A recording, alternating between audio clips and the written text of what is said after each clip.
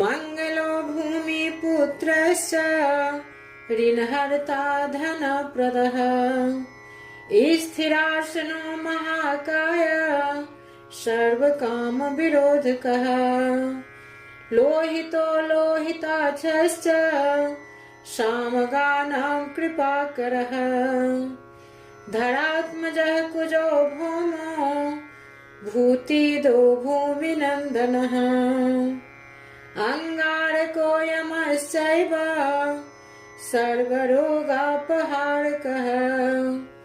वृष्टे कर्तापहर्ता च सर्वकामफलप्रदः एतानि पूज्यनामानि नित्यं यः श्रद्धया पठेत् ऋणं न जायते तस्य धनं शीघ्रं वाप्नुयात् धरणीगर्भसम्भूतं विद्युत्कान्तिसमप्रभम् कुमारं शक्तिहस्तं च मङ्गलं प्रणमाम्यहम् अस्तोत्रमङ्गारकस्यै तत्पठनीयं सदा नृभिः न तेषा भौमजा पीडा स्वल्पापि भवति कवचति अंगारक महाभाग भगवन् भक्तवत्सलः त्वां नमामि ममाशेख मृण्मासु विनाशयः ऋणरोगादिदारिद्र्यं ये चान्ये चापमृत्युयः भयक्लेशमनस्तापा नश्यन्तु मम सर्वदा अतिवक्रदुराराध्य भोगमुक्तजितात्मनः तुष्टो ददासि साम्राज्यं रुष्टो हरसि तत्क्षणात् विरिश्चिशक्रविष्णूनां मनुष्याणां तु का कथा तेन त्वं सर्वसत्त्वेन ग्रहराजो महाबलः पुत्रान् देहि धनं देहि त्वामस्मिन् शरणं गतः ऋणदारिद्र्यदुःखेन शत्रूणां च भयात् ततः एभिर्द्वादशभिः श्लोकैस्तौति च धरासुतम् महतीं श्रियमाप्नोति हाय परो धन्दो युवा मंगलो भूमिपुत्रस्य ऋणहर्ता धनप्रदः स्थिरासनो महाकाय सर्वकामविरोधकः लोहितो लोहिताक्षश्च सामगानां कृपाकरः धरात्मजः कुजो भौमो भूतिदो भूमिनन्दनः अंगारकोऽयमश्चैव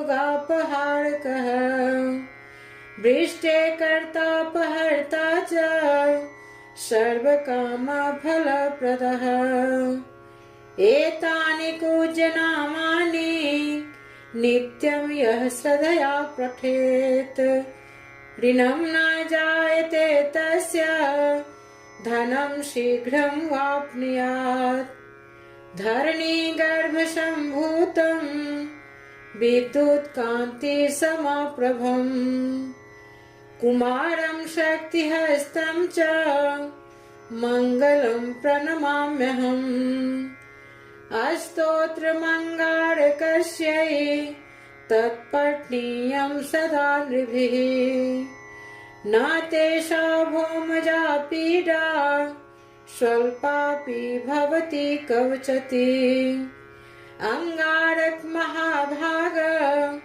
भगवन् भक्तवत्सलः त्वां नमामि ममाशेख मृण्मासु विनाशयः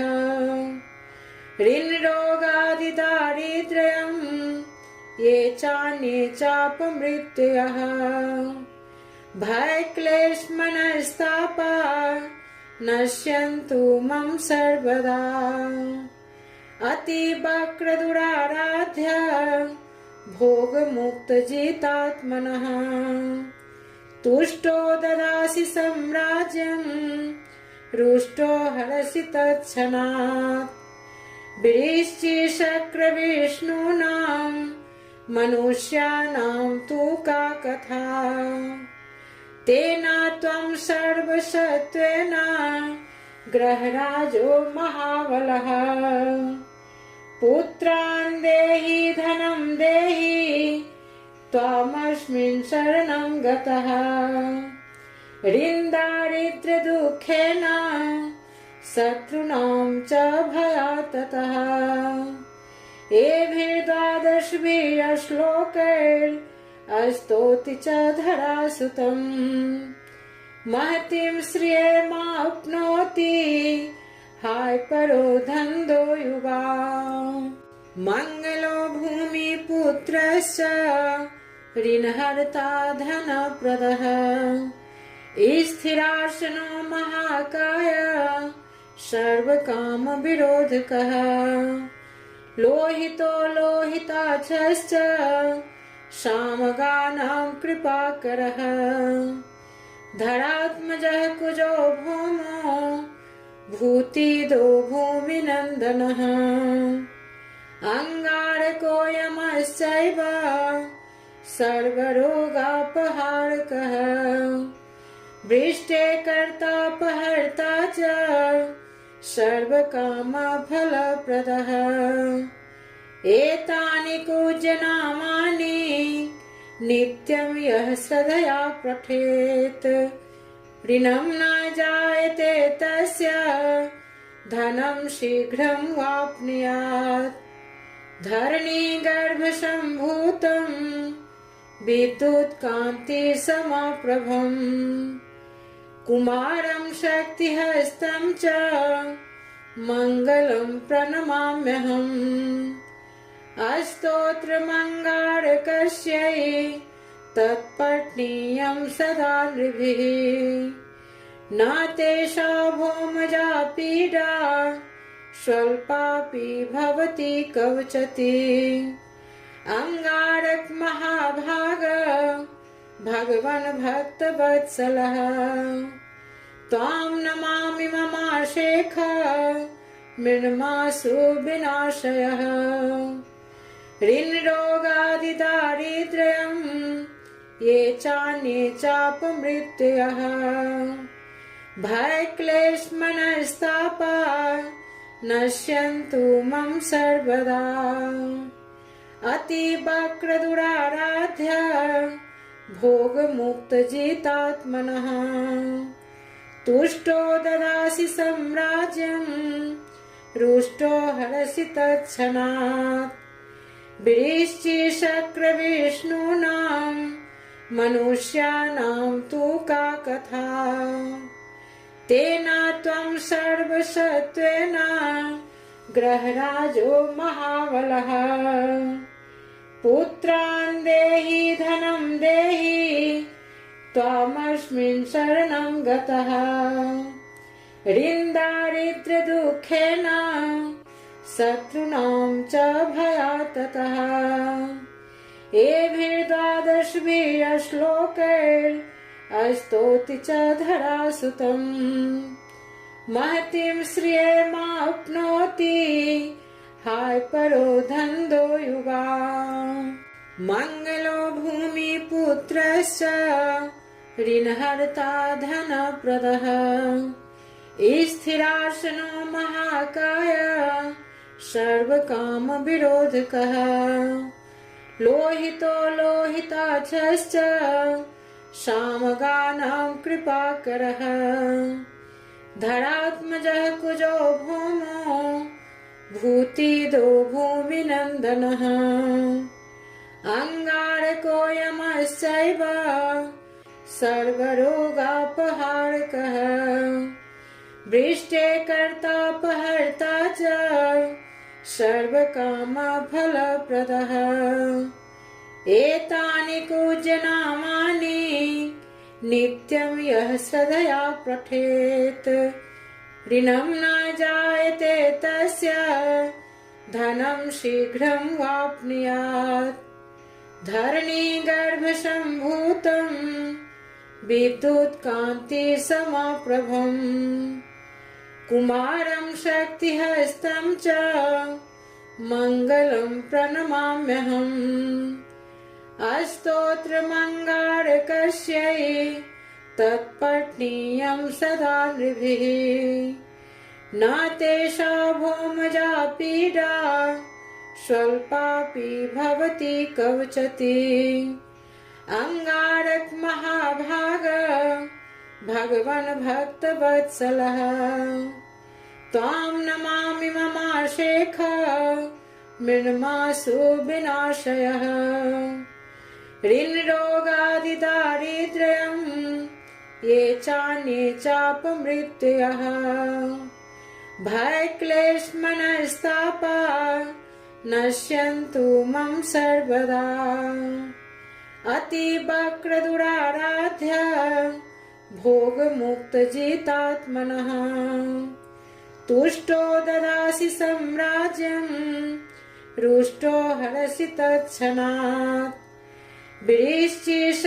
वृश्चिशक्रविष्णूनां मनुष्याणां तु का कथा तेन त्वं सर्वसत्त्वेन ग्रहराजो महाबलः पुत्रान् देहि धनं देहि त्वामस्मिन् शरणं गतः ऋणदारिद्र्यदुःखेन शत्रूणां च भयात् ततः एभिर्द्वादशभिः श्लोकैरस्तौति च धरासुतम् महतीं श्रियमाप्नोति हाय परो धन्दो युगा मङ्गलो भूमिपुत्रश्च ऋणहर्ता धनप्रदः स्थिरासनो महाकाय सर्वकामविरोधकः लोहितो लोहिताक्षश्च सामगानां कृपाकरः धरात्मजः कुजो भौमो भूतिदो भूमिनन्दनः अंगारकोऽयमश्चैव सर्वरोगापहारकः वृष्टे कर्तापहर्ता च सर्वकामफलप्रदः एतानि कूजनामानि नित्यं यः श्रद्धया पठेत् ऋणं न जायते तस्य धनं शीघ्रं वाप्नुयात् धरणीगर्भसम्भूतं विद्युत्कान्तिसमप्रभम् कुमारं शक्तिहस्तं च मङ्गलं प्रणमाम्यहम् अस्तोत्रमङ्गारकस्यै तत्पठनीयं सदा नृभिः न तेषा भौमजा पीडा स्वल्पापि भवति कवचति अंगारक महाभाग भगवन् भक्तवत्सलः त्वां नमामि ममाशेख मृण्मासु विनाशयः ऋणरोगादिदारिद्र्यं ये चान्ये चापमृत्ययः भयक्लेशमनस्तापा नश्यन्तु मम सर्वदा अतिवक्रदुराराध्य भोगमुक्तजितात्मनः तुष्टो ददासि साम्राज्यं रुष्टो हरसि तत्क्षणात् वृश्चिशक्रविष्णूनां मनुष्याणां तु का कथा तेन त्वं सर्वसत्त्वेन ग्रहराजो महाबलः पुत्रान् देहि धनं देहि त्वामस्मिन् शरणं गतः ऋणदारिद्र्यदुःखेन शत्रूणां च भयात् ततः। एभिर्द्वादशभिः श्लोकैस्तौति च धरासुतम्। महतीं श्रियमाप्नोति हाय परो धन्दो युगा। मङ्गलो भूमिपुत्रश्च ऋणहर्ता धनप्रदः। स्थिरासनो महाकाय सर्वकामविरोधकः। लोहितो लोहिताक्षश्च सामगानां कृपाकरः। धरात्मजः कुजो भौमो भूतिदो भूमिनन्दनः। अङ्गारको यमश्चैव सर्वरोगापहारकः। वृष्टे कर्तापहर्ता च सर्वकामफलप्रदः। एतानि कूजनामानि नित्यं यः श्रद्धया पठेत्। ऋणं न जायते तस्य धनं शीघ्रं वाप्नुयात्।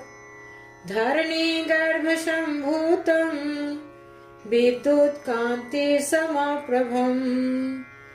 कुमारं शक्तिहस्तं च मङ्गलं प्रणमाम्यहम्। अस्तोत्रमङ्गारकस्यै तत्पठनीयं सदा नृभिः। न तेषा भौमजा पीडा स्वल्पापि भवति कवचति। अङ्गारक महाभाग भगवन् भक्तवत्सलः। त्वां नमामि ममाशेख मृण्मासु विनाशयः। ऋणरोगादिदारिद्र्यं ये चान्ये चापमृत्युयः। भयक्लेशमनस्तापा नश्यन्तु मम सर्वदा। अतिवक्रदुराराध्य भोगमुक्तजितात्मनः। तुष्टो ददासि साम्राज्यं रुष्टो हरसि तत्क्षणात्। वृश्चिशक्रविष्णूनां मनुष्याणां तु का कथा। तेन त्वं सर्वसत्त्वेन ग्रहराजो महाबलः। पुत्रान् देहि धनं देहि त्वामस्मिन् शरणं गतः। ऋणदारिद्र्यदुःखेन शत्रूणां च भयात् ततः। एभिर्द्वादशभिः श्लोकैस्तौति च धरासुतम्। महतीं श्रियमाप्नोति हाय परो धन्दो युगा। मङ्गलो भूमिपुत्रश्च ऋणहर्ता धनप्रदः। स्थिरासनो महाकाय सर्वकामविरोधकः। लोहितो लोहिताक्षश्च सामगानां कृपाकरः। धरात्मजः कुजो भौमो भूतिदो भूमिनन्दनः। अङ्गारको यमश्चैव सर्वरोगापहारकः। वृष्टे कर्तापहर्ता च सर्वकामफलप्रदः। एतानि कूजनामानि नित्यं यः श्रद्धया पठेत्। ऋणं न जायते तस्य धनं शीघ्रं वाप्नुयात्। धरणीगर्भसम्भूतं विद्युत्कान्तिसमप्रभम्। कुमारं शक्तिहस्तं च मङ्गलं प्रणमाम्यहम्। अस्तोत्रमङ्गारकस्यै तत्पठनीयं सदा नृभिः। न तेषा भौमजा पीडा स्वल्पापि भवति कवचति। अङ्गारक महाभाग भगवन् भक्तवत्सलः।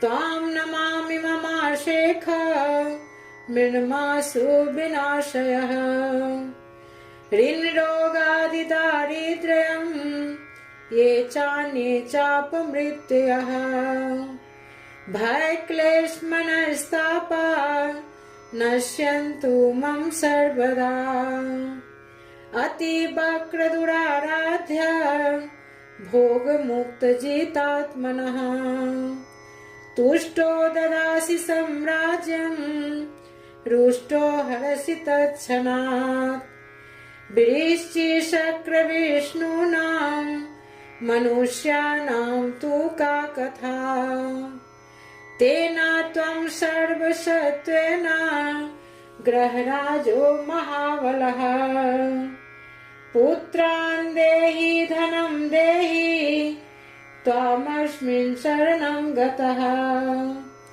ऋणदारिद्र्यदुःखेन शत्रूणां च भयात् ततः एभिर्द्वादशभिः श्लोकैरस्तौति च धरासुतम् महतीं श्रियमाप्नोति हाय परो धन्दो युवा मङ्गलो भूमिपुत्रश्च ऋणहर्ता धनप्रदः स्थिरासनो महाकाय सर्वकामविरोधकः लोहितो लोहिताक्षश्च सामगानां कृपाकरः धरात्मजः कुजो भौमो भूतिदो भूमिनन्दनः अङ्गारकोऽयमश्चैव सर्वरोगापहारकः वृष्टे कर्तापहर्ता च सर्वकामफलप्रदः एतानि पूज्यनामानि नित्यं यः श्रद्धया पठेत् ऋणं न जायते तस्य धनं शीघ्रं वाप्नुयात् धरणीगर्भसम्भूतं विद्युत्कान्तिसमप्रभम् कुमारं शक्तिहस्तं च मङ्गलं प्रणमाम्यहम् अस्तोत्रमङ्गारकस्यै तत्पठनीयं सदा नृभिः न तेषा भौमजा पीडा स्वल्पापि भवति कवचति अङ्गारक महाभाग भगवन् भक्तवत्सलः त्वां नमामि ममाशेख मृण्मासु विनाशयः ऋणरोगादिदारिद्र्यं ये चान्ये चापमृत्ययः भयक्लेशमनस्तापा नश्यन्तु मम सर्वदा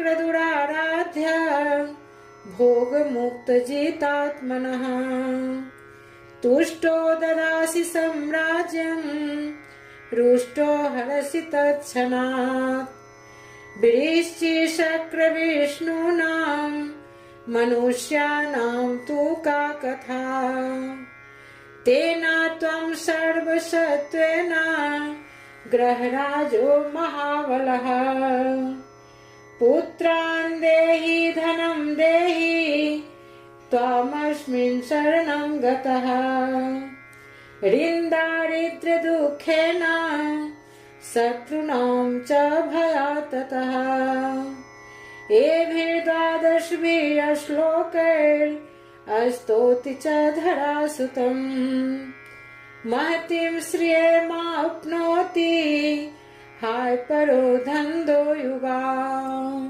मङ्गलो भूमिपुत्रश्च ऋणहर्ता धनप्रदः स्थिरासनो महाकाय सर्वकामविरोधकः लोहितो लोहिताक्षश्च सामगानां कृपाकरः धरात्मजः कुजो भौमो भूतिदो भूमिनन्दनः अङ्गारकोऽयमश्चैव सर्वरोगापहारकः वृष्टे कर्तापहर्ता च सर्वकामफलप्रदः एतानि पूज्यनामानि नित्यं यः श्रद्धया पठेत् ऋणं न जायते तस्य धनं शीघ्रं वाप्नुयात् धरणीगर्भसम्भूतं विद्युत्कान्तिसमप्रभम् कुमारं शक्तिहस्तं च मङ्गलं प्रणमाम्यहम् अस्तोत्रमङ्गारकस्यै तत्पठनीयं सदा नृभिः न तेषा भौमजा पीडा स्वल्पापि भवति कवचति अंगारक महाभाग भगवन् भक्तवत्सलः त्वां नमामि ममाशेख मृण्मासु विनाशयः ऋणरोगादिदारिद्र्यं ये चान्ये चापमृत्ययः भयक्लेशमनस्तापा नश्यन्तु मम सर्वदा अतिवक्रदुराराध्य भोगमुक्तजितात्मनः तुष्टो ददासि साम्राज्यं रुष्टो हरसि तत्क्षणात् विरिश्चिशक्रविष्णूनां मनुष्याणां तु का कथा तेन त्वं सर्वसत्त्वेन ग्रहराजो महाबलः पुत्रान् देहि धनं देहि त्वामस्मिन् शरणं गतः ऋणदारिद्र्यदुःखेन शत्रूणां च भयात् ततः एभिर्द्वादशभिः श्लोकैरस्तौति च धरासुतम् महतीं श्रियमाप्नोति हाय परो धन्दो युवा मङ्गलो भूमिपुत्रश्च ऋणहर्ता धनप्रदः स्थिरासनो महाकाय सर्वकामविरोधकः लोहितो लोहिताक्षश्च सामगानां कृपाकरः धरात्मजः कुजो भौमो भूतिदो भूमिनन्दनः अंगारकोऽयमश्चैव सर्वरोगापहारकः वृष्टे कर्तापहर्ता च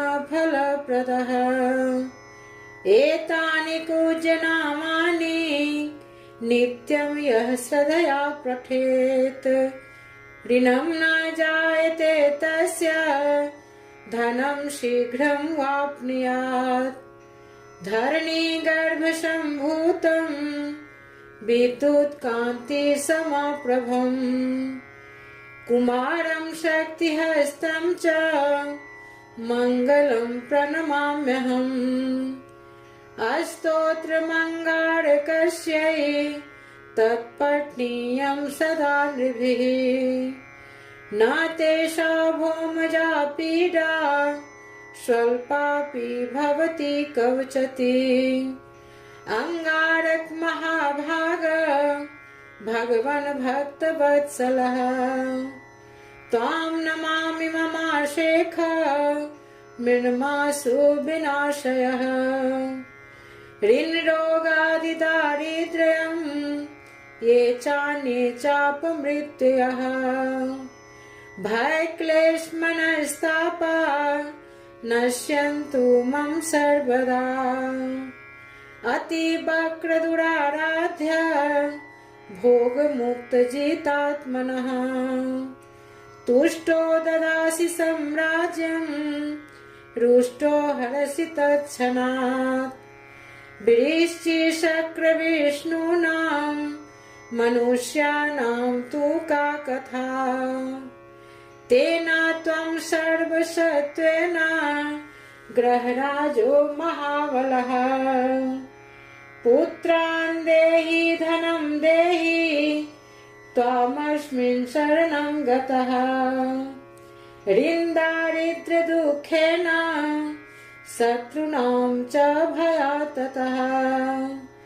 एभिर्द्वादशभिः श्लोकैस्तौति च धरासुतम् महतीं श्रियमाप्नोति हाय परो धन्दो युगा मङ्गलो भूमिपुत्रश्च ऋणहर्ता धनप्रदः स्थिरासनो महाकाय सर्वकामविरोधकः लोहितो लोहिताक्षश्च सामगानां कृपाकरः धरात्मजः कुजो भौमो भूतिदो भूमिनन्दनः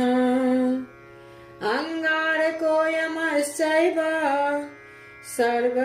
सर्वरोगापहारकः वृष्टे कर्तापहर्ता च सर्वकामफलप्रदः एतानि कूजनामानि नित्यं यः श्रद्धया पठेत् ऋणं न जायते तस्य धनं शीघ्रं वाप्नुयात् धरणीगर्भसम्भूतं विद्युत्कान्तिसमप्रभम् कुमारं शक्तिहस्तं च मङ्गलं प्रणमाम्यहम् अस्तोत्रमङ्गारकस्यै तत्पठनीयं सदा नृभिः न तेषा भौमजा पीडा स्वल्पापि भवति कवचति अङ्गारक महाभाग भगवन् भक्तवत्सलः त्वां नमामि ममाशेख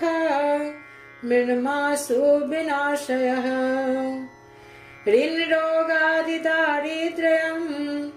ये चान्ये चापमृत्ययः भयक्लेशमनस्तापा नश्यन्तु मम सर्वदा अतिवक्रदुराराध्य भोगमुक्तजितात्मनः तुष्टो ददासि साम्राज्यं रुष्टो हरसि तत्क्षणात् वृश्चिशक्रविष्णूनां मनुष्याणां तु का कथा तेन त्वं सर्वसत्त्वेन ग्रहराजो महाबलः पुत्रान् देहि धनं देहि त्वामस्मिन् शरणं गतः ऋन्दारिद्र्यदुःखेन शत्रूणां च भयात् ततः एभिर्द्वादशभिः श्लोकैस्तौति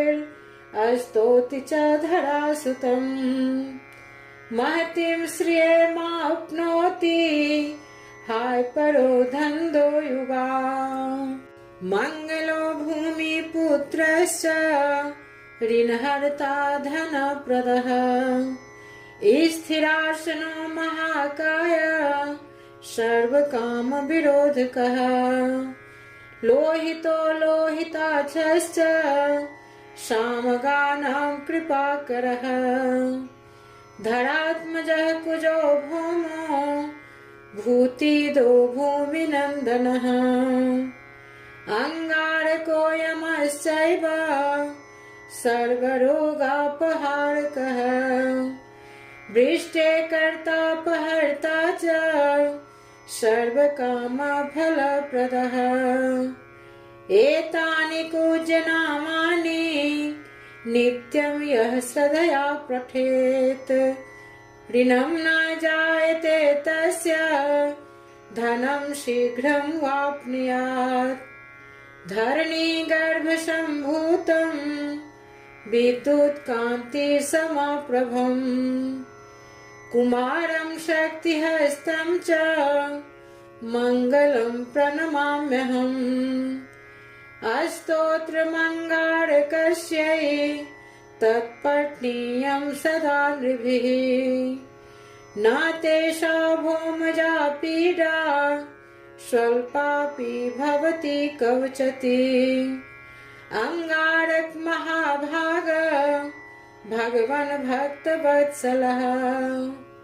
त्वां नमामि ममाशेख मृण्मासु विनाशयः ऋणरोगादिदारिद्र्यं ये चान्ये चापमृत्ययः भयक्लेशमनस्तापा नश्यन्तु मम सर्वदा अतिवक्रदुराराध्य भोगमुक्तजितात्मनः तुष्टो ददासि साम्राज्यं रुष्टो हरसि तत्क्षणात् वृश्चिशक्रविष्णूनां मनुष्याणां तु का कथा तेन त्वं सर्वसत्त्वेन ग्रहराजो महाबलः पुत्रान् देहि धनं देहि त्वामस्मिन् शरणं गतः ऋणदारिद्र्यदुःखेन शत्रूणां च भयात् ततः एभिर्द्वादशभिः श्लोकैस्तौति च धरासुतम् महतीं श्रियमाप्नोति हाय परो धन्दो युवा मंगलो भूमिपुत्रश्च ऋणहर्ता धनप्रदः स्थिरासनो महाकाय सर्वकामविरोधकः लोहितो लोहिताक्षश्च सामगानां कृपाकरः धरात्मजः कुजो भौमो भूतिदो भूमिनन्दनः अंगारकोऽयमश्चैव सर्वरोगापहारकः वृष्टे कर्तापहर्ता च सर्वकामफलप्रदः एतानि पूज्यनामानि नित्यं यः श्रद्धया पठेत् ऋणं न जायते तस्य धनं शीघ्रं वाप्नुयात् धरणीगर्भसम्भूतं विद्युत्कान्तिसमप्रभम् कुमारं शक्तिहस्तं च मङ्गलं प्रणमाम्यहम् अस्तोत्रमङ्गारकस्यै तत्पठनीयं सदा नृभिः न तेषा भौमजा पीडा स्वल्पापि भवति कवचति अंगारक महाभाग भगवन् भक्तवत्सलः त्वां नमामि ममाशेख मृण्मासु विनाशयः ऋणरोगादिदारिद्र्यं ये चान्ये चापमृत्ययः भयक्लेशमनस्तापा नश्यन्तु मम सर्वदा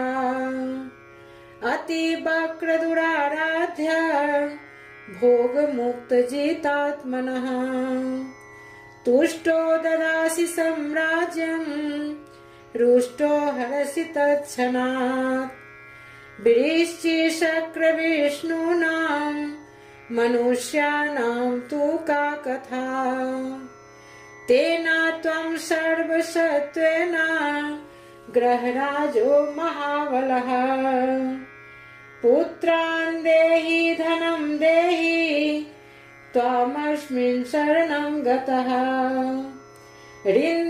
ऋणदारिद्र्यदुःखेन शत्रूणां च भयात् ततः एभिर्द्वादशभिः श्लोकैस्तौति च धरासुतम् महतीं श्रियमाप्नोति हाय परो धन्दो युवा मंगलो भूमिपुत्रश्च ऋणहर्ता धनप्रदः स्थिरासनो महाकाय सर्वकामविरोधकः लोहितो लोहिताक्षश्च सामगानां कृपाकरः धरात्मजः कुजो भौमो भूतिदो भूमिनन्दनः अंगारकोऽयमश्चैव सर्वरोगापहारकः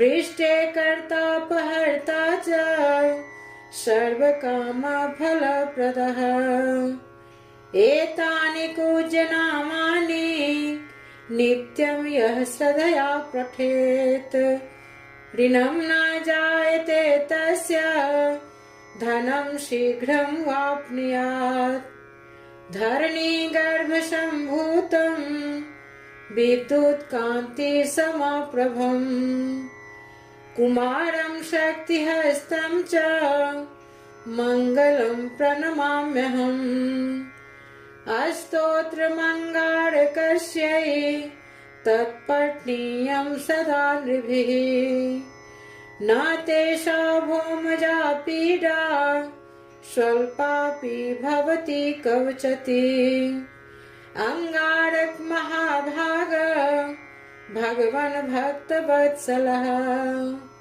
त्वां नमामि ममाशेख मृण्मासु विनाशयः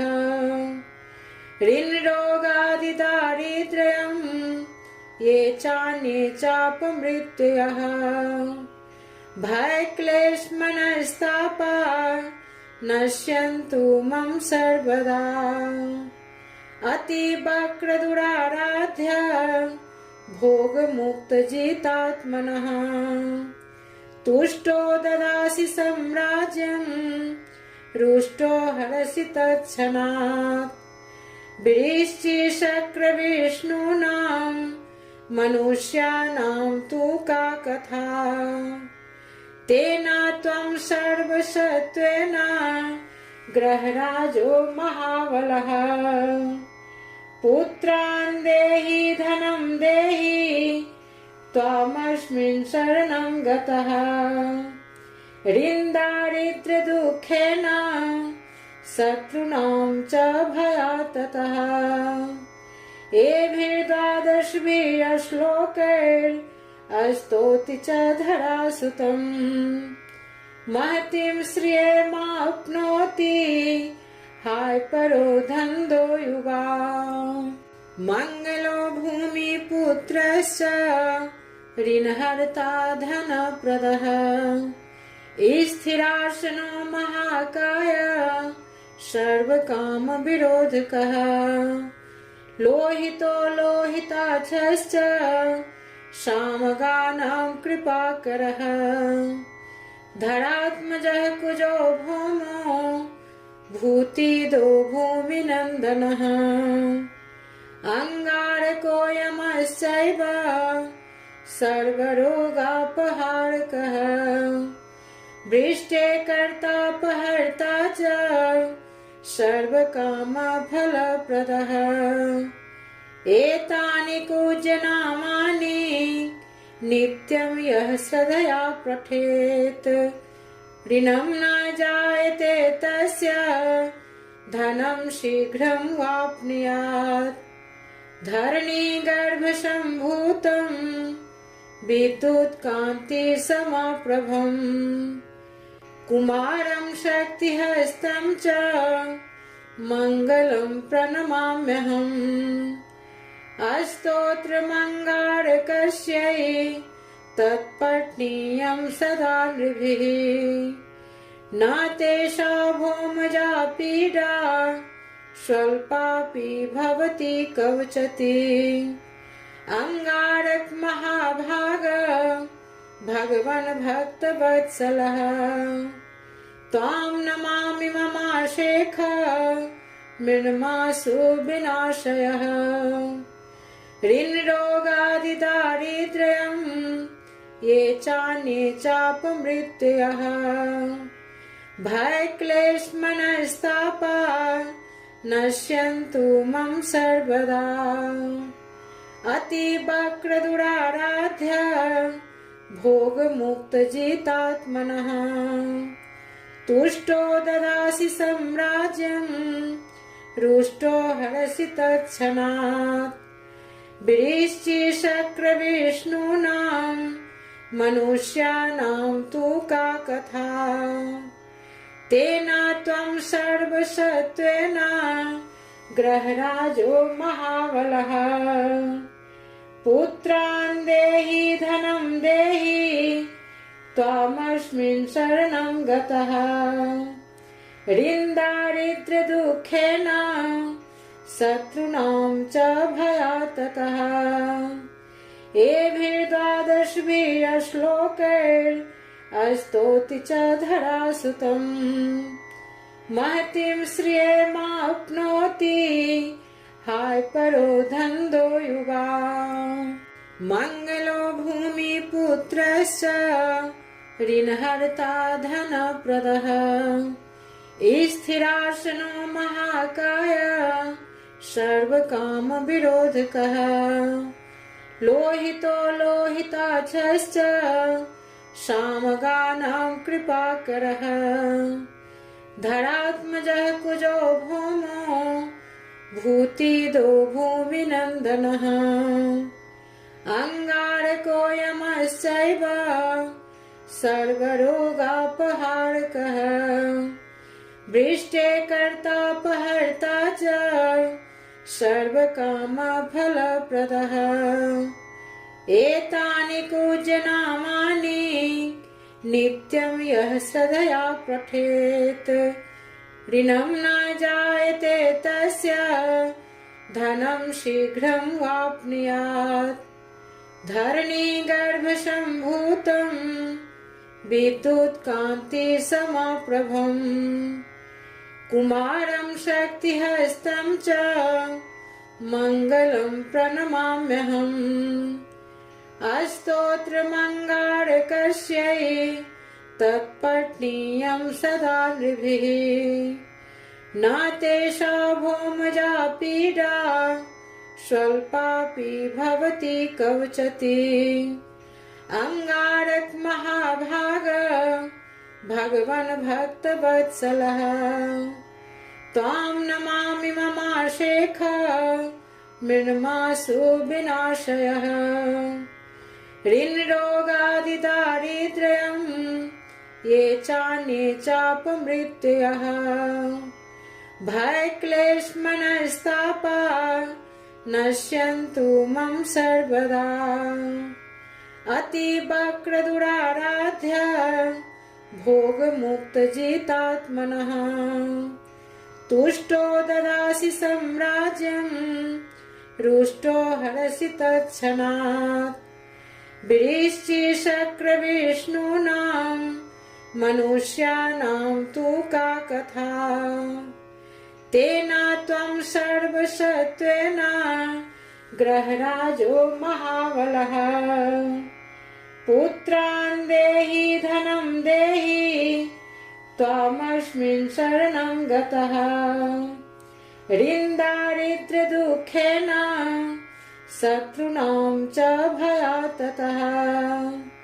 एभिर्द्वादशभिः श्लोकैस्तौति च धरासुतम्। महतीं श्रियमाप्नोति हाय परो धन्दो युगा। मङ्गलो भूमिपुत्रश्च ऋणहर्ता धनप्रदः। स्थिरासनो महाकाय सर्वकामविरोधकः। लोहितो लोहिताक्षश्च सामगानां कृपाकरः। धरात्मजः कुजो भौमो भूतिदो भूमिनन्दनः। अंगारको यमश्चैव सर्वरोगापहारकः। वृष्टे कर्तापहर्ता च सर्वकामफलप्रदः। एतानि पूज्यनामानि नित्यं यः श्रद्धया पठेत्। ऋणं न जायते तस्य धनं शीघ्रं वाप्नुयात्। धरणीगर्भसम्भूतं विद्युत्कान्तिसमप्रभम्। कुमारं शक्तिहस्तं च मङ्गलं प्रणमाम्यहम्। अस्तोत्रमङ्गारकस्यै तत्पठनीयं सदा नृभिः। न तेषा भौमजा पीडा स्वल्पापि भवति कवचति। अंगारक महाभाग भगवन् भक्तवत्सलः। त्वां नमामि ममाशेख मृण्मासु विनाशयः। ऋणरोगादिदारिद्र्यं ये चान्ये चापमृत्ययः। भयक्लेशमनस्तापा नश्यन्तु मम सर्वदा। अतिवक्रदुराराध्य भोगमुक्तजितात्मनः। तुष्टो ददासि साम्राज्यं रुष्टो हरसि तत्क्षणात्। वृश्चिशक्रविष्णूनां मनुष्याणां तु का कथा। तेन त्वं सर्वसत्त्वेन ग्रहराजो महाबलः। पुत्रान् देहि धनं देहि त्वामस्मिन् शरणं गतः। ऋणदारिद्र्यदुःखेन शत्रूणां च भयात् ततः। एभिर्द्वादशभिः श्लोकैरस्तौति च धरासुतम्। महतीं श्रियमाप्नोति हाय परो धन्दो युवा। मङ्गलो भूमिपुत्रश्च ऋणहर्ता धनप्रदः। स्थिरासनो महाकाय सर्वकामविरोधकः। लोहितो लोहिताक्षश्च सामगानां कृपाकरः। धरात्मजः कुजो भौमो भूतिदो भूमिनन्दनः। अंगारकोऽयमश्चैव सर्वरोगापहारकः। वृष्टे कर्तापहर्ता च सर्वकामफलप्रदः। एतानि कूजनामानि नित्यं यः श्रद्धया पठेत्। ऋणं न जायते तस्य धनं शीघ्रं वाप्नुयात्। धरणीगर्भसम्भूतं विद्युत्कान्तिसमप्रभम्। कुमारं शक्तिहस्तं च मङ्गलं प्रणमाम्यहम्। अस्तोत्रमङ्गारकस्यै तत्पठनीयं सदा नृभिः। न तेषा भौमजा पीडा स्वल्पापि भवति कवचति। अंगारक महाभाग भगवन् भक्तवत्सलः। त्वां नमामि ममाशेख मृण्मासु विनाशयः। ऋणरोगादिदारिद्र्यं ये चान्ये चापमृत्ययः। भयक्लेशमनस्तापा नश्यन्तु मम सर्वदा। अतिवक्रदुराराध्य भोगमुक्तजितात्मनः। तुष्टो ददासि साम्राज्यं रुष्टो हरसि तत्क्षणात्। वृश्चिशक्रविष्णूनां मनुष्याणां तु का कथा। तेन त्वं सर्वसत्त्वेन ग्रहराजो महाबलः। पुत्रान् देहि धनं देहि त्वामस्मिन् शरणं गतः। ऋणदारिद्र्यदुःखेन शत्रूणां च भयात् ततः। एभिर्द्वादशभिः श्लोकैरस्तौति च धरासुतम्। महतीं श्रियमाप्नोति हाय परो धन्दो युवा।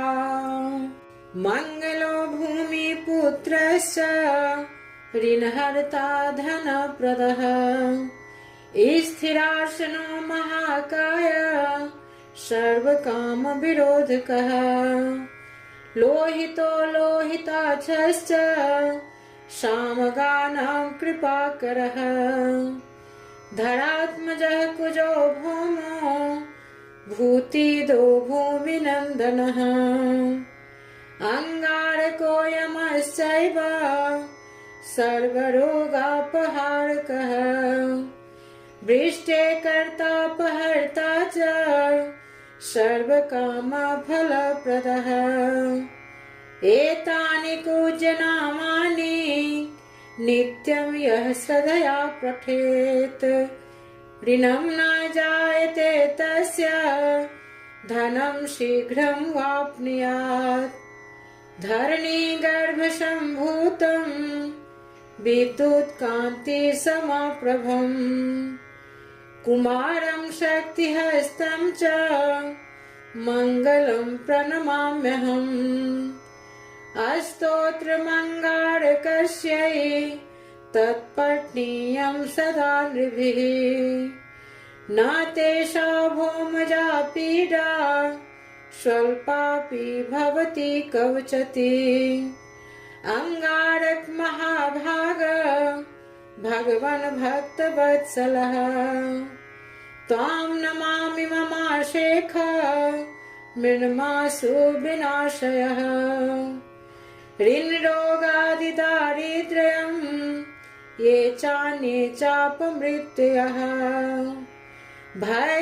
भयक्लेशमनस्तापा नश्यन्तु मम सर्वदा अतिवक्रदुराराध्य भोगमुक्तजितात्मनः तुष्टो ददासि साम्राज्यं रुष्टो हरसि तत्क्षणात् वृश्चिशक्रविष्णूनां मनुष्याणां तु का कथा तेन त्वं सर्वसत्त्वेन ग्रहराजो महाबलः पुत्रान् देहि धनं देहि त्वामस्मिन् शरणं गतः ऋणदारिद्र्यदुःखेन शत्रूणां च भयात् ततः एभिर्द्वादशभिः श्लोकैस्तौति च धरासुतम् महतीं श्रियमाप्नोति हाय परो धन्दो युवा मंगलो भूमिपुत्रश्च ऋणहर्ता धनप्रदः स्थिरासनो महाकाय सर्वकामविरोधकः लोहितो लोहिताक्षश्च सामगानां कृपाकरः धरात्मजः कुजो भौमो भूतिदो भूमिनन्दनः अंगारको यमश्चैव सर्वरोगापहारकः वृष्टे कर्तापहर्ता च सर्वकामफलप्रदः एतानि पूज्यनामानि नित्यं यः श्रद्धया पठेत् ऋणं न जायते तस्य धनं शीघ्रं वाप्नुयात् धरणीगर्भसम्भूतं विद्युत्कान्तिसमप्रभम् कुमारं शक्तिहस्तं च मङ्गलं प्रणमाम्यहम् अस्तोत्रमङ्गारकस्यै तत्पठनीयं सदा नृभिः न तेषा भौमजा पीडा स्वल्पापि भवति कवचति अंगारक महाभाग भगवन् भक्तवत्सलः त्वां नमामि ममाशेख मृण्मासु विनाशयः ऋणरोगादिदारिद्र्यं ये चान्ये चापमृत्ययः भयक्लेशमनस्तापा नश्यन्तु मम सर्वदा। अतिवक्रदुराराध्य भोगमुक्तजितात्मनः तुष्टो ददासि साम्राज्यम् रुष्टो हरसि तत्क्षणात्। वृश्चिशक्रविष्णूनां मनुष्याणां तु का कथा। तेन त्वं सर्वसत्त्वेन ग्रहराजो महाबलः। पुत्रान् देहि धनं देहि त्वामस्मिन् शरणं गतः। ऋन्दारिद्र्यदुःखेन शत्रूणां च भयात् ततः। एभिर्द्वादशभिः श्लोकैरस्तौति च धरासुतम्। महतीं श्रियमाप्नोति हाय परो धन्दो युगा। मङ्गलो भूमिपुत्रश्च ऋणहर्ता धनप्रदः।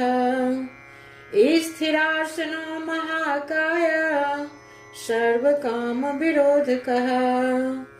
लोहितो लोहिताक्षश्च सामगानां कृपाकरः। धरात्मजः कुजो भौमो भूतिदो भूमिनन्दनः। अङ्गारकोऽयमश्चैव सर्वरोगापहारकः। वृष्टे कर्तापहर्ता च सर्वकामफलप्रदः। एतानि पूज्यनामानि नित्यं यः श्रद्धया पठेत्। ऋणं न जायते तस्य धनं शीघ्रं वाप्नुयात्। धरणीगर्भसम्भूतं विद्युत्कान्तिसमप्रभम्। कुमारं शक्तिहस्तं च मङ्गलं प्रणमाम्यहम्। अस्तोत्रमङ्गारकस्यै तत्पठनीयं सदा नृभिः। न तेषा भौमजा पीडा स्वल्पापि भवति कवचति।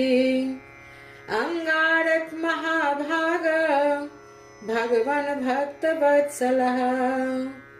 त्वां नमामि ममाशेख मृण्मासु विनाशयः। ऋणरोगादिदारिद्र्यम्